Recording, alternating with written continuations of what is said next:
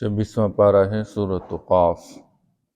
اعوذ باللہ من الشیطان الرجیم، بسم اللہ الرحمن الرحیم،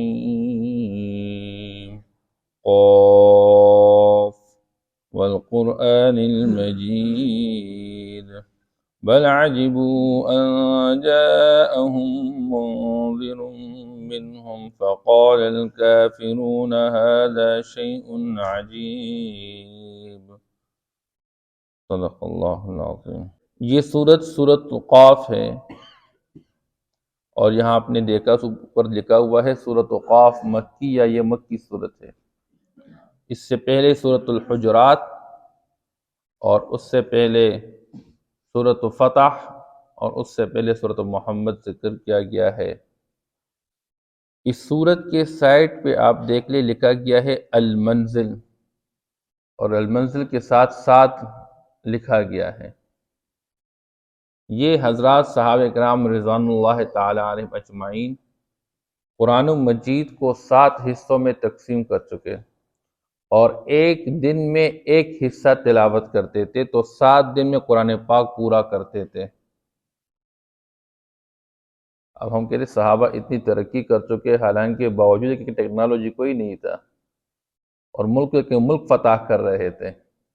ایک طرف ظاہری اللہ پاک نے ان کو شان و شوکت عطا فرمایا، لیکن اس کے لیے باطنی اعمال، اور ان اعمال میں سے ایک چیز قرآن۔ آج مسلمان تو ٹیکنالوجی سے لیس ہے اور ایٹمی قوت اور طاقت کا مالک ہے، لیکن قرآن کے ساتھ کوئی جوڑ نہیں ہے۔ میں صرف سمجھانے کے لیے بتاتا ہوں، آپ یہ قرآن پاک تھوڑا سا ساتھ چلاتے رہیں۔ جہاں پر سورۃ النساء ختم ہو جاتی ہے، یہ 6واں پارہ ہے اور تقریباً 4واں رکوع ہے۔ لا یحب اللہ 6واں پارہ، یہ جو پڑھنا چاہتے ہیں، جو اس مزاج پہ آنا چاہتے ہیں، ان کی رہنمائی کے لیے کہنا چاہتا ہوں۔ سورۃ النساء 6واں پارہ، جہاں پر سورۃ النساء ختم ہو جاتی ہے، آگے سورۃ المائدہ شروع ہو جاتی ہے۔ یہ پہلی منزل ہے، یعنی سورۃ النساء کے اختتام تک صحابہ ایک دن میں قرآن پڑھتے تھے۔ یہ اتنا حصہ قرآن کا ایک دن میں پڑھتے تھے۔ تو یہ پہلی 3 سورۃ البقرہ، سورۃ آل عمران اور سورۃ النساء، یہ 3 ہو گئے اس کے اندر۔ اب آپ دیکھیں 7 سورہ مائدہ جہاں شروع ہے، اس کے ساتھ لکھا گیا سائڈ میں المنزل، اور 2 لکھا گیا ہے 2۔ اب دوسری منزل یہاں سے شروع ہو کے سورہ توبہ، یہ آپ کو ملے گا، اس کا آخر جو ہوگا وہ 11ویں پارے میں، جہاں سورہ توبہ ختم ہے اور سورہ یونس شروع ہو رہی ہے، یہ 11ویں پارے میں ہے۔ 11ویں پارے کا 5واں رکوع، یہاں پہ یہ دوسری منزل ختم ہو رہی ہے، اور آگے آپ دیکھ لیں سورہ یونس کے سائڈ پہ لکھا ہے المنزل، اور 3 ساتھ لکھا گیا ہے۔ یہ تیسری منزل یہاں سے شروع ہو جاتی ہے۔ پھر یہ تیسری منزل یہاں سے شروع کے سورۃ النحل، یعنی بنی اسرائیل سے پہلے، یہ آپ کو ملے گا 14 پارے کے بالکل آخر میں، جہاں پہ 14واں پارہ ختم ہو جاتا ہے، سورۃ النحل ہے۔ اور 15واں پارہ جہاں شروع ہو جاتا ہے سبحان الذی اسریٰ بعبدہ لیلا من المسجد الحرام۔ اب یہاں تک تیسری منزل ختم ہو جاتی ہے اور 4تھی منزل شروع ہو جاتی ہے، اس لیے سبحان الذی اسریٰ بعبدہ، اس کے سائڈ پہ دیکھ کے لکھا گیا ہے المنزل 4۔ یہ 4تھی منزل یہاں سے شروع ہو جاتی ہے۔ پھر یہ منزل یہاں سے شروع ہو کے سورۃ الفرقان، یہ آپ کو ملے گا 19ویں پارے میں، 4واں رکوع ہے۔ 19ویں پارے میں 4واں رکوع ہے سورۃ الفرقان۔ اب یہ جو سورۃ الفرقان ہے، اس کے اختتام پہ یہ 4تھی منزل ختم ہو جاتی ہے۔ یہ 4 دن میں صحابہ اتنا قرآن پڑھتے تھے، اور آگے 5ویں منزل شروع ہو جاتی ہے سورۃ الشعراء سے، اور یہ 5ویں منزل چلتی رہتی ہے سورہ یاسین تک، سورہ یاسین کے اختتام پہ۔ اب سورہ یاسین پہ آپ کی یہ 5ویں منزل ختم ہو جاتی ہے، اور 6ٹھی منزل شروع ہو جاتی ہے، آگے سورۃ الصافات ہے۔ تو سورہ صافات سے 6ٹھی منزل شروع ہو کے سورہ حجرات پہ ختم ہو جاتی ہے۔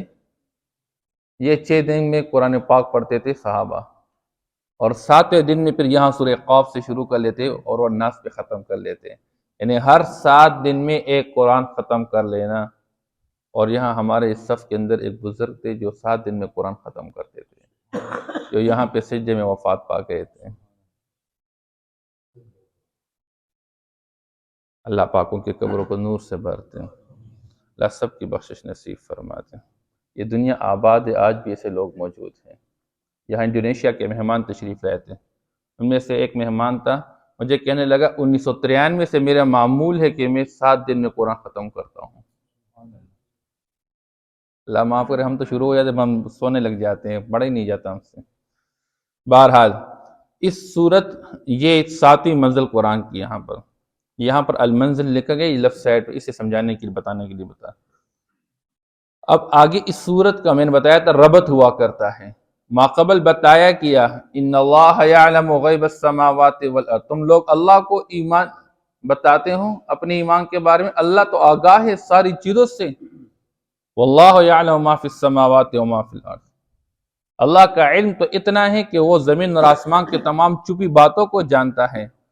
اور یہاں پر بتایا گیا قد علمنا ما تنقص الارض منہم، ہم جانتے ہیں کہ انسان کے جسم کا جو ذرہ زمین کے جس حصے میں ہے یہ زمین کھا جاتی ہے، ہم وہ سارے حصے بھی جانتے ہیں جہاں پر انسان کے جسم اس کے اندر ریزہ ریزہ ہو جاتی ہے۔ اس لیے علم کے حوالے سے بتایا کیا، ماقبل اعمال بتائے گئے کہ یہ کرو اور یہ نہ کرو، پیغمبر سے آگے نہ بڑھو، پیغمبر کے سامنے اونچی آواز سے باتیں نہ کرو۔ تو جن اعمال کے کرنے کا حکم دیا گیا ہے، جن سے بچنے کا حکم دیا ہے، ان اعمالی زندگی کو بجا لاؤ، کیونکہ موت کے بعد آخرت ہے، اور آخرت میں تم سے حساب و کتاب کیا جائے گا۔ اس میں آخرت کا تذکرہ بھی ہے اور ثواب اور سزا کا بھی تذکرہ ہے، اچھے اعمال پر ثواب دیا جائے گا اور برے اعمال پہ انسان کی پکڑ ہوگی۔ اس لیے اس صورت کے اندر بنیادی مضامین کیا ہے، اس میں انسان کے مبدأ ابتدائی حالت کو بھی بتایا گیا ہے، اور انسان کے منتہا یعنی معاد، اور پھر انسان کے آخری حالت اور انسان کے دوبارہ زندہ ہونا اور اس کے حساب و کتاب کا ہو جانا اور اس کو جزا یعنی بدلہ مل جانا نیک اعمال کا اور برے اعمال کی سزا کا مل جانا، یہ اس کے اندر ذکر کیا گیا ہے۔ اس سے آپ صلی اللہ تعالیٰ علیہ وسلم کا معمول تھا، عام طور پر جب معاشرے کے اندر کوئی بڑا مجمع ہوتا تھا، کوئی بڑی مجلس ہوتی تھی، وہاں پر اس صورت کو دہراتے رہتے تھے اور سناتے رہتے تھے، کیونکہ اس میں انسان کے تمام احوال کا ذکر ہے۔ بہرحال اور یہ صورت آپ صلی اللہ تعالیٰ علیہ وسلم اتنی زیادہ تلاوت کرتے تھے۔ حضرت ام ہشام رضی اللہ تعالیٰ عنہ ایک عورت ہے، فرماتی میں حضور کے پڑوس میں تھی، اور ایسا پڑوس میں کہ میرے اور حضور کا تندور ایک ہوا کرتا تھا، یعنی ہم جو روٹیاں بناتے تھے ایک ساتھ ہی، تو میں اتنے قریب رہتی تھی تو حضور جب پڑھتے رہتے تھے، میں نے حضور سے پڑھتے پڑھتے سن کر میں نے یہ صورت یاد کی ہوئی تھی۔ اس صورت کے شروع میں قاف میں بتا چکا ہوں کہ ان حروف کا یقینی معنی اللہ ہی جانتے ہیں، بس انسان کی آزمائش ہے کہ اس کی تحقیق میں نہ پڑھو۔ علماء نے اس کے معنی کچھ بتائے ہوئے ہیں، لیکن وہ یقینی معنی علماء پھر بتاتے ہیں کہ یقینی معنی اللہ ہی جانتے ہیں۔ اس کے بعد اس سے قلب مراد لیتے ہیں، آپ صلی اللہ تعالی وسلم کا دل مراد لیتے ہیں کہ اس قرآن کو اللہ نے حضور کے دل پہ نازل فرمایا ہوا ہے، یا قاف سے مراد قیامت مراد لیتے ہیں، یا بعض حضرات فرماتے کہ یہ فاستقم کما امرت سے مخفف ہے، کہ یہ بتایا گیا کہ آپ کو جس طرح حکم کیا جاتا ہے اس طرح آپ چلتے رہیں اور قائم رہیے اسی پر۔ بہرحال لیکن یقینی معنی اللہ ہی جانتے ہیں۔ والقرآن المجید، اور قسم ہے بزرگی والے قرآن کی، کیونکہ جس زمانے میں قرآن کا نزول ہو رہا ہے اس زمانے پہ اس قرآن کی قسم اللہ پاک کھا کے سمجھانا چاہتے ہیں، اور بات کیا سمجھانا چاہتے ہیں، کس چیز پہ قسم کھا رہے ہیں، تو اس میں مختلف اقوال ہے۔ ایک قول یہ ہے کہ یہ لوگ پیغمبر پر ایمان نہیں لا رہے ہیں، دوسرا قول یہ ہے کہ آگے قد علمنا ما تنقص الارض منہم، یہ قسم کے لیے جواب قسم تھے تو جواب قسم قد علمنا ہے۔ بہرحال بل عجبوا ان جاءهم منذر منہم، بلکہ یہ لوگ تو تعجب کرتے ہیں، حیرت کا مظاہرہ کرتے ہیں اس بات پہ کہ آیا ان کے پاس ایک ڈرانے والا انہی میں سے، یعنی ان کی جنس میں سے ایک پیغمبر آیا ڈرانے والا۔ فقال الکافرون، تو کہا کافروں نے، ھذا شیء عجیب، یہ بڑی عجیب چیز ہے، ہم جیسا انسان، ہمارے جیسا انسان ہم ہی میں سے آ کر ہمیں کہتا ہے میں اللہ کا رسول ہوں، اور ہمیں ڈراتا رہتا ہے آخرت سے اور قیامت سے اور عذابوں سے۔ یہ کیسے ہو سکتا ہے؟ ہمارے جیسے کھانے والا، پینے والا، اور ہمارے جیسے بازاروں میں پھرنے والا ہم ہی میں سے انسان، وہ ہمیں ڈرا رہا ہے، یہ کیسے ہو سکتا ہے؟ اور وہ لوگ سمجھتے تھے کہ ہم دنیا کے اعتبار سے اس سے اعلیٰ درجے کے ہیں، تو اگر یہ جو نبوت ہے، یہ رسول بننا اگر کوئی خاص چیز ہے تو یہ پھر ہمیں دی جاتی جس طرح کہ دنیا کی بقیہ چیزیں ہمیں دی گئی ہے۔ لیکن بات پہلے گزر گئی ہے۔ اہم یقسمون رحمت رب، کیا یہ لوگ تقسیم کرتے آپ کے رب کی رحمت کو؟ یہ تو اللہ جس کا انتخاب کرنا چاہتے ہیں عطا فرما لیتے ہیں۔ یہ رسول بننا، یہ نبی بننا، یہ اللہ کی عطا کردہ ہے۔ اللہ جس کے لیے انتخاب کرے اس کو عطا فرماتے ہیں، چاہے ظاہر کے اعتبار سے اس کے پاس افراد ہے یا نہیں ہے، ظاہر کے اعتبار سے اس کے پاس باغات اور حکومتیں اور ملکیتیں ہے کہ نہیں ہے، یہ اللہ عطا فرماتے ہیں۔ بل عجیبوا ان جاءہم منذر منہم فقال الکافرون ھذا شیء عجیب، ان کے عجیب دعوے ہوتے تھے، نہیں جی کوئی فرشتہ ہوتا اچھا ہوتا کہ وہ ہمیں ہاں جی، کیونکہ یہ تو ہمارے جیسا انسان ہے۔ اللہ فرماتے ہیں کہ میں فرشتوں کو بھی نازل کرتا تو پھر کہتے ہیں کہ جی یہ تو فرشتہ ہے، اس کے نہ کھانا ہے، نہ پینا ہے، نہ بیوی ہے، نہ بچے ہیں، اور ہم تو بیوی بچوں والے ہیں، ہم تو روزگار والے، ہمارے پاس اتنا ٹائم نہیں، جو باتیں یہ ہمیں سمجھا رہا ہے تو ہم اس طرح کر لیں۔ بہرحال مختلف باتیں کہنے لگے، تو کافر کہنے لگے یہ تو بڑا عجیب معاملہ ہے، ہم میں سے ایک بندہ آ کر ہمیں کہہ رہا ہے کہ میں پیغمبر ہوں اور مجھے اللہ نے بھیجا ہوا ہے، اور تم نے اللہ کو مان کے اللہ کی مان کے چلنا ہے، نہیں کرو گے تو موت کے بعد دوبارہ اٹھایا جائے گا، اور تم جو ہے اللہ کے سامنے کھڑے ہوں گے، تم سے حساب لیا جائے گا، اور پھر جنت اور جہنم ہے۔ اس کو بڑا عجیب سمجھتے تھے۔ اللہ فرماتے ہیں یہ لوگ یہ کہتے ہیں، ان کی عقل میں یہ بات نہیں آ رہی ہے، اِذَا مِتْنَا وَكُنَّا تُرَابًا، یہ کہتے ہیں اچھا کیا جب ہم مر جائیں اور ہم مٹی ہو جائے، ریزہ ریزہ ہو جائے تو ہمیں دوبارہ اٹھایا جائے گا اور ہم سے حساب و کتاب لیا جائے گا؟ ذَلِكَ رَجْعٌ بَعِيدٌ، یہ جو لوٹنا ہے، دوبارہ واپس لوٹنا ہے اپنے اصل حالت کی طرف، یہ تو بہت دور کی بات ہے، یہ تو محال بات کہہ رہا ہے۔ ہمارے جسم جو ہے مٹی کے اندر ریزہ ریزہ ہو جائے، اس مٹی سے ہمارے ریزہ ریزہ جسم کو کون دوبارہ جوڑ کے زندہ کرے گا ہمیں؟ اللہ فرماتے ہیں او بھائی تم کیا سوچ رہے ہو کہ اس کے لیے محال ہوگا جس کے پاس علم نہیں؟ ہمارا علم اس درجے کے، اللہ فرماتے ہیں قد علمنا ما تنقص الارض منہم، یقیناً ہم جانتے ہیں ہر وہ ذرہ تمہارے جسم کا جو یہ زمین کھا جاتی ہے اور کم کر لیتی ہے ان کے اجسام میں سے۔ تمہارے جسم کا ایک ایک ذرہ یہ جو زمین کھا رہی ہے، ہم اس ایک ایک ذرے کو بھی پہچانتے کہ تمہارے جسم کا ایک ایک ذرہ زمین کے کس حصے میں پڑا ہوا ہے۔ جب ہمیں علم حاصل تو ہمارے لیے جمع کرنا کیا مشکل ہے؟ یہ تو نہیں سمجھ رہا ہے، تیرے علم میں تیرا علم ناقص ہے، علم تو ہمارا کامل ہے۔ غیب السماوات والارض، وہ تو آسمان اور زمین کی پوشیدہ تمام باتوں کو جانتا ہے۔ اور اللہ فرماتے وَعِندَنَا كِتَابٌ حَفِيظٌ، یاد رکھو اس کے جوابات پہلے کئی دفعہ ہو گئے ہیں۔ جس ذات نے انسان کو پہلی مرتبہ پیدا فرمایا ہے، اس کی موت کے بعد دوبارہ پیدا کرنا اس کے لیے کوئی مشکل نہیں ہے۔ بہرحال اللہ فرماتے انسان بالکلیہ یہ ختم نہیں ہوتا، انسان کے جسم کا کچھ حصہ رہ جاتا ہے۔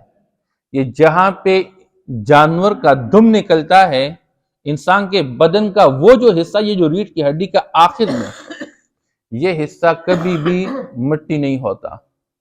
اور آپ صلی اللہ تعالیٰ علیہ وسلم نے حدیث پاک میں بیان فرمایا کہ جب کل قیامت کے دن اللہ پاک اس انسانوں کو اٹھائیں گے، عرش کے نیچے سے ایک بارش سی ہو جائے گی ہلکی سی، اور وہ جو ہلکی سی بارش شبنم، تو وہ جب انسانوں کے اس بدن پر لگ جائے گا تو انسان کے بدن کا یہ جو حصہ ہوگا، یہ جو ہڈی ہوگی، یہ اس طرح پھیل جائے گی جس طرح کے بیل پھیلتا ہے،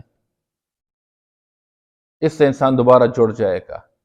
اس سے یہ جگہ مٹی نہیں ہوتی، بلکہ بدن اگر مٹی ہو جائے، ریزہ ریزہ ہو جائے، یہ نہیں ہوتا، یہ محفوظ رکھتے اللہ پاک۔ لیکن اللہ فرماتے ہیں ایک انسان کا روح ہے، پھر انسان کے ساتھ انسان کے اعمال ہے۔ ہم انسان کے روح کو بھی محفوظ رکھتے ہیں اور انسان کے اعمال کو بھی محفوظ رکھتے ہیں۔ ہمارے پاس ایک ایسی کتاب ہے کہ آپ کے بلوغت سے لے کر موت تک کے ہر قول، ہر فعل، ہر عمل کی حفاظت کرنے والا ہے۔ تو نہ سوچنا کہ بس میں نے یہ کہہ دیا، میں نے یہ کر لیا، بس بات ختم ہو گئی۔ نہیں، سب کچھ تمہارا ریکارڈ ہو رہا ہے، اور ریکارڈ ہمارے پاس محفوظ پڑا ہے، ہمارے پاس تمہارے اعمال نامے پڑے ہوئے ہیں۔ اسے قیامت کے دن اعمال نامے ہوا میں اڑیں گے اور ہر بندے کے ہاتھ میں آئے گا، اور کہا جائے گا اقرأ کتابک کفا بنفسک اليوم علیک حسیبا۔ پڑھو آج کے دن اپنے اعمال نامے۔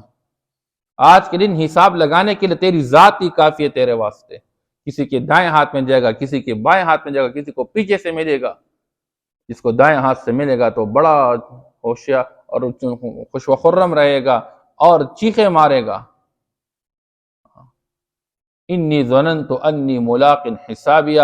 دنیا میں نے ایک نظریہ رکھا تھا اور اس نظریے میں کامیاب ہو گیا کہ میں نے موت کے بعد دوبارہ اپنے رب کا سامنا کرنا ہے، جس کی وجہ سے میں نے دنیا میں رب کی نافرمانی سے اپنے آپ کو بچا کے رکھا تھا، رب کی فرمانبرداری اور رب کی چاہت والی زندگی گزار چکا تھا، گھر میں، مسجد میں، چاہے مارکیٹ میں، چاہے دفتر میں، جہاں کہ میں کبھی رب کو بھول کے زندگی نہیں گزار چکا۔ بڑا خوش و خرم رہوں گا اور لوگوں سے کہے گا پڑھو میرا اعمال نامے کو، یہ ہے میرا اعمال نامہ۔ وَأَمَّا مَنْ أُوتِيَ كِتَابَهُ بِشِمَالِهِ، جس کو بائیں ہاتھ میں ملے گا کہے گا کاش مجھے میرا اعمال نامہ ہی نہ ملتا۔ ہائے افسوس، ہائے بربادی، مجھے میرے مال نے آج کوئی فائدہ نہیں دیا۔ صبح شام جس مال کے لیے میں پیچھے پڑا رہتا تھا، بڑھاتا رہتا تھا، سوچتا رہتا، کوئی فائدہ نہیں دیا۔ بہرحال تو یہاں پر اللہ فرماتے ہیں عندنا کتاب حفیظ، ہمارے پاس ایک اعمال نامہ، ایک کتاب ہے جو کہ حفاظت کرنے والی ہے، اور جب وہ اعمال نامہ بندہ پڑھے گا لا یغادر صغیرۃ ولا کبیرۃ الا احصاها، ہر عمل چھوٹا ہو بڑا ہو اس کے اندر محفوظ ہوگا، انسان دیکھے گا، پڑھے گا۔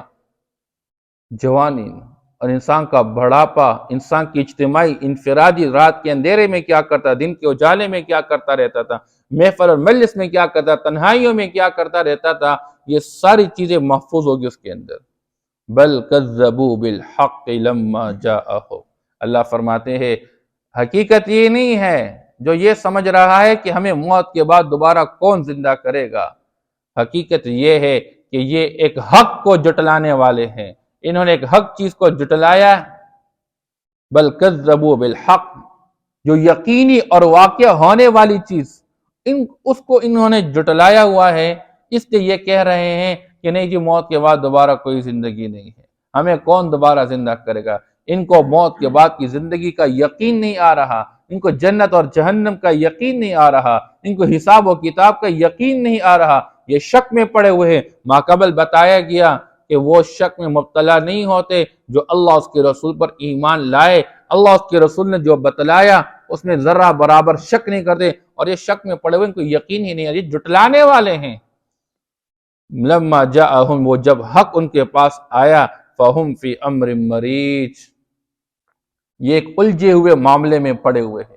مریج اصل میں کہتے ہیں اس باغ کو جو سرسبز و شاداب ہو اور اس کے درخت اتنے گھنے ہو کہ ایک دوسرے کے اندر داخل ہو چکے ہو۔ اب جب بندہ مالک دیتا ہے اس باغ کو اور اس کے درختوں کو دیتا ہے تو وہ پریشان رہتا ہے کہ کس طرح میں اس کو سنبھالوں گا۔ تو ان کے یہ جو قیامت کے معاملات، جنت اور جہنم، حساب و کتاب، یہ ان کے دماغ کے اندر ایسے الجھے ہوئے ہیں، ان کو سمجھ میں نہیں آ رہا ہے۔ اور جب بات سمجھ میں نہیں آ رہی ہے تو بجائے یہ کہ خود اپنے آپ کو بے وقوف کہہ دیں، کبھی پیغمبر کو کاہن کہتے، کبھی پیغمبر کو ساحر کہتے، کبھی پیغمبر کو مجنون کہتے، یہ پاگل ہے، اس طرح کی باتیں کرتا ہے جس کا کوئی وجود ہی ممکن نہیں ہے۔ یہ تو محال ہے کہ ریزہ کیا ہوا انسان اور انسان مٹی کے اندر مٹی بن کے اس کو دوبارہ کیسے زندہ کیا جائے گا، یہ تو پاگلوں کی باتیں کر رہے ہیں نعوذ باللہ۔ تو الٹا پیغمبر پر اس طرح کی اطلاق کرتے رہتے ہیں کہ یہ مجنون ہے، یہ ساحر ہے، یہ کاہن ہے۔ اللہ فرماتے ہیں کوئی مسئلہ نہیں، ہم انسان کے تمام وہ ریزہ نہیں کرتے، اس کے اعمال محفوظ، وہ اعمال نامے میں محفوظ ہے۔ یہ زمین بھی ریکارڈنگ کر رہی ہے، یہ آسمان کے فرشتے بھی ریکارڈنگ کر رہے ہیں، اور انسان کے اپنے آزاد جاسوس ہے۔ یہ ہاتھ قیامت کے دن بولے گا، انسان کی آنکھیں بولنے لگ جائیں گے، انسان کے کان بولنے لگ جائیں گے، انسان کے پاؤں بولنے لگ جائیں۔ یہ تمام چیزیں اللہ کے ہاں محفوظ ہے، لیکن اللہ فرماتے ہیں حق یہ ہے کہ انہوں نے حق کو جھٹلا دیا۔ قاف والقرآن المجید، اور قسم ہے بزرگی والے قرآن کی کہ یہ لوگ اس قرآن پر ایمان نہیں لا رہے یا پیغمبر پر ایمان نہیں لا رہے، بل عجبوا ان جاءہم، بلکہ یہ لوگ حیرت کا مظاہرہ کر رہے ہیں اس بات پر کہ آیا ان کے پاس منذر منہم، انہی میں سے ایک ڈرانے والا۔ فقال الکافرون، پس کہا کافروں نے، ھذا شیء عجیب، کہ یہ عجیب چیز ہے۔ اَإِذَا مِتْنَا وَكُنَّا تُرَابًا، کہ یا جب ہم مر جائیں گے اور ہم مٹی ہو جائیں گے، ذَلِكَ رَجْعٌ بَعِيدٌ، تو یہ لوٹنا بہت دور کی بات ہے، یہ محال ہے۔ قَدْ عَلِمْنَا مَا تَنقُصُ الْأَرْضُ مِنْهُمْ، یقیناً ہم جانتے ہیں وہ جو زمین کم کر لیتی ہے ان میں سے، یعنی ان کے جسموں میں سے زمین جو کھا جاتی ہے، ہم اس ایک ایک ذرے کو پہچانتے ہیں کہاں کہاں پڑا ہوا ہے۔ وَعِندَنَا كِتَابٌ حَفِيظٌ، اور ہمارے پاس ایک کتاب ہے جو کہ حفاظت کرنے والی ہے تمام اعمال، افعال اور اقوال کی۔ بل کذبوا بالحق، بلکہ انہوں نے جھٹلایا حق کو، ایک یقینی واقعہ ہونے والے کو۔ لما جاءہم، جب وہ حق ان کے پاس آیا، فہم فی امر مریج، پس یہ الجھے ہوئے معاملے میں مبتلا ہیں۔ صدق اللہ العظیم۔